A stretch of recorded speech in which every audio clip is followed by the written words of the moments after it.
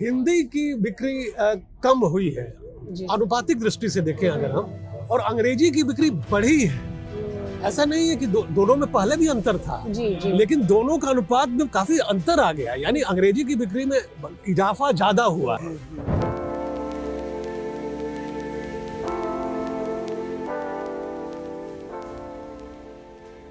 युवाओं में भी लड़कियों में पढ़ने की प्रवृत्ति ज्यादा मुझे दिखाई। कोई डेटा है ऐसा इस तरह का? ऐसा कोई डेटा नहीं है, यह सिर्फ एक ऑब्जर्वेशन है। कुछ लोग लिखना चाहते हैं, अच्छा लिखना चाहते हैं, लेकिन उनको वो मौके नहीं मिल पाते। कुछ लोग हैं जो बहुत अच्छा नहीं लिख सकते, नाम नहीं लूंगी, लेकिन फिर भी वो अपनी 2-4 किताबें छपवा के ही राइटर बन जाते हैं। तो आप जो लेखक वास्तव में लिखना चाहता है, जिसके पास विजन है, जिसके पास चीजों की जानकारी है, वो कैसे लिखे, उसको प्लेटफॉर्म कैसे मुहैया करवाया जाए? इंस्टाग्राम या सोशल मीडिया पर किताबों की पहुंच बढ़ी है, उन तक उनको जानकारियां बढ़ी है जी। क्योंकि वो लगातार इंस्टाग्राम और इन सब चीजों को देख रहे हैं, तो इस पर चूंकि किताबों का प्रचार हो रहा है जी। सारे प्रकाशक उस पर आ गए हैं जी। तो अब जानकारी बढ़ी।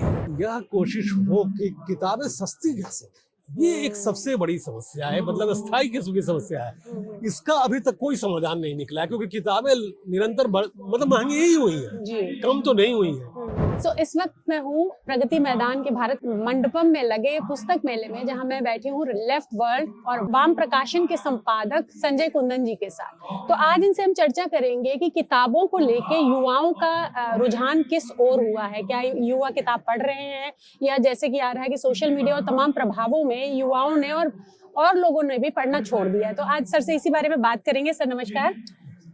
तो सर बताइए कि क्या है सिनेरियो? नहीं, सिनेरियो जो है उतना निराशाजनक नहीं है जितना कि कहा जाता है।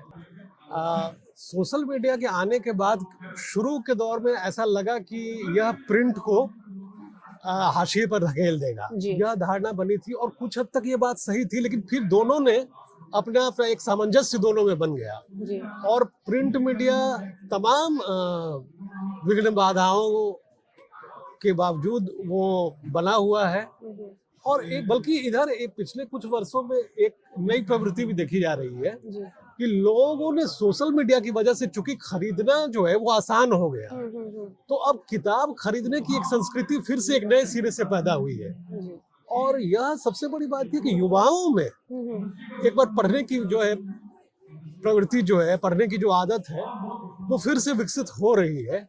कम से कम यह देखा जा रहा है पिछले 2-3 साल के मेलों से, मैं ये महसूस कर रहा हूँ कि ऐसा नहीं है कि युवा सिर्फ देखने ही आते हैं। ठीक है कि एक बहुत बड़ी संख्या ऐसे लोगों की भी है जो सिर्फ घूमने आते हैं, पिकनिक रूप में देखते हैं, लेकिन उनके बीच भी एक बड़ा तबका ऐसा है जो किताबें खरीद रहा है, क्योंकि उसको खरीदने की आदत पैदा सोशल मीडिया ने की है, ऑनलाइन ने की है। तो एक तरह से ऑनलाइन का योगदान है प्रिंट मीडिया में, मैं तो ये मान रहा हूँ। तो सर हिंदी और इंग्लिश में कितना डिफरेंस देख रहे हैं? यह बात जरूर है, इस पर गौर करने की बात है कि चूंकि हमारा प्रकाशन हिंदी और अंग्रेजी दोनों में है, तो हमारा यह अनुभव और दूसरे प्रकाशकों का भी जो एक अनुभव देख रहा हूं मैं, हिंदी की बिक्री कम हुई है अनुपातिक दृष्टि से देखें अगर हम, और अंग्रेजी की बिक्री बढ़ी है।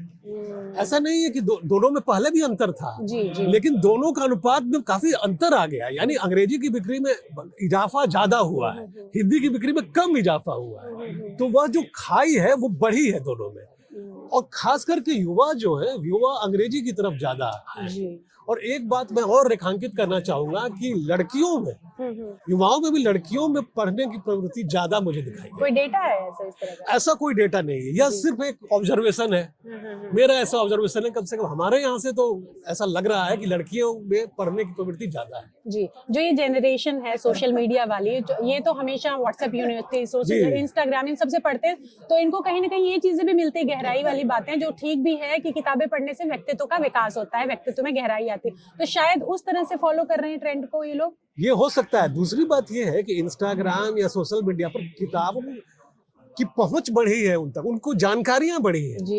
क्योंकि वो लगातार इंस्टाग्राम और इन सब चीजों को देख रहे हैं, तो इस पर चूंकि किताबों का प्रचार हो रहा है जी। सारे प्रकाशक उस पर आ गए हैं जी। तो अब जानकारी बढ़ी है, उनको मालूम है कि हमारी रुचि की चीजें इतनी है, पहले पता भी नहीं चलता था जी। पहले इस तरह से प्रचार के माध्यम नहीं थे हमारे पास, अब माध्यम बहुत बढ़ गए। ऑनलाइन का एक फायदा ये भी हुआ है सोशल मीडिया का कि प्रिंट को इस तरह से इससे मदद मिल रही है कि प्रचार ज्यादा हो रहा है, किताबों की पहुंच इससे बढ़ रही है। जी जी सूचना भी। जी जी। तो और क्या किया जाना चाहिए, क्या किए जाने की जरूरत महसूस होती है? देखिए, सबसे बड़ी बात तो ये है कि यह कोशिश हो कि किताबें सस्ती कैसे, ये एक सबसे बड़ी समस्या है, मतलब स्थायी किस्म की समस्या है। इसका अभी तक कोई समाधान नहीं निकला है, क्योंकि किताबें निरंतर मतलब महंगी ही हुई हैं, जी। कम तो नहीं हुई है। और सरकार से ऐसा कोई प्रोत्साहन तो नहीं मिला है। जो सरकारी नीतियां हैं वो कुल मिला करके ऐसी है जिसकी वजह बढ़ ही रही है। जी जी। दूसरा, मेले में स्टॉल का रेट भी जो है वो बढ़ता गया है। अच्छा। तो स्टॉल के रेट में भी कुछ रियायत हो, कुछ ऐसी व्यवस्था की जाए कि नए प्रकाशकों को कम पे मिल जाए।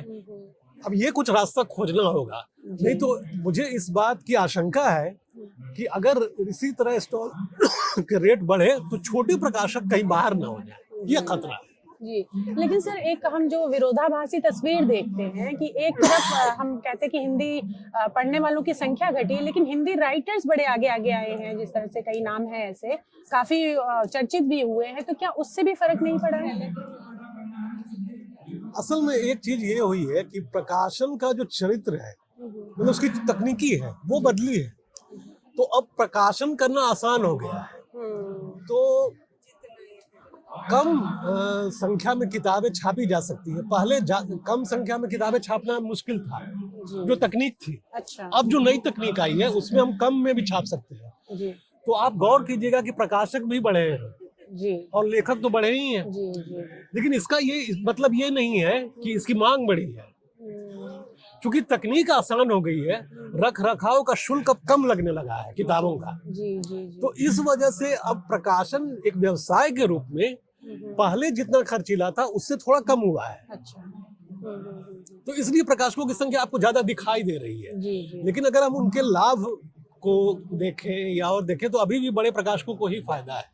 जी जी। छोटे प्रकाशक कोई बहुत बड़ी स्थिति, अच्छी स्थिति में आ गए हैं, ये अभी फिलहाल नहीं कर सकते। जी सर, आपसे अंतिम सवाल ये करूंगी कि कुछ लोग लिखना चाहते हैं, अच्छा लिखना चाहते हैं, लेकिन उनको वो मौके नहीं मिल पाते। कुछ लोग हैं जो बहुत अच्छा नहीं लिख सकते, नाम नहीं लूंगी, लेकिन फिर भी वो अपनी 2-4 किताबें छपवा के ही राइटर बन जाते हैं। तो आप जो लेखक वास्तव में लिखना चाहता है, जिसके पास विजन है, जिसके पास चीजों की जानकारी है, वो कैसे लिखे, उसको प्लेटफॉर्म कैसे मुहैया करवाया जा सकता है? नहीं, लेकिन प्लेटफॉर्म तो अब बढ़ा है, बल्कि लेकिन मैं नहीं approach मानता नहीं कि होती प्लेटफॉर्म उनकी। कम हुआ है। प्लेटफॉर्म तो बढ़ा है, बल्कि अब तो सेल्फ पब्लिशिंग के इतने सारे अवसर हैं कि अब तो लोग सेल्फ पब्लिश करा ले रहे उसमें हैं। ऑथेंटिसिटी की रीडर को आप कैसे अट्रैक्ट करेंगे? आप किसी बड़े प्रकाशक के उसमें लिख रहे हैं, छप रहे हैं, तो ऐसे मौके कैसे मिले, मतलब क्या करना चाहिए कि लेखकों को ऐसे मौके दिए जाएं? नहीं, इसमें तो ये तो थोड़ा व्यापक समस्या है। इसमें कई चीजें आती हैं कि चूंकि इसमें लेखक संगठनों की भूमिका हुआ करती थी पहले, अब वो खत्म हो गई है, लेखक संगठन कमजोर पड़ गए हैं। जी। तो लेकिन फिर भी प्लेटफॉर्म है कि जो सोशल मीडिया है उसके जरिए लेखक आना चाहे आए या कर सकता है, क्योंकि अब छापना कोई बहुत कठिन नहीं है पहले की। तो पहले पत्रिकाओं में, या अब पत्रिकाएं भी खत्म हो गई हैं, जी। अखबार अब साहित्य नहीं छापता, या उस तरह का सब कुछ बदल गया है। लेकिन सोशल मीडिया पर तो अवसर है, लेकिन कोई ऐसा बिल्कुल नया कोई माध्यम विकसित हुआ हो लेखकों को लाने का, ऐसा दिखाई नहीं दे रहा है। जिस तो इसकी संकट तो जरूरत है, लेकिन इसकी जरूरत तो है कि नए सिरे से चीजें आई, लेकिन कई नए प्रकाशक ये कोशिश कर रहे हैं। कि नए कुछ लोगों कुछ को अवसर प्रकाशक दिए लोग तो जाएं। करते हैं, कुछ नए प्रकाशक कर रहे हैं, और उम्मीद है कि हो सकता है लेखक मिल करके प्रकाशन शुरू करें। कुछ वो सहकारी, जिसको कोऑपरेटिव कहते हैं, कुछ इस तरह से कोऑपरेटिव तरीके से सामने आए कुछ लोग मिल करके, नए लोग, जी। या एक तरीका हो सकता है। जी जी।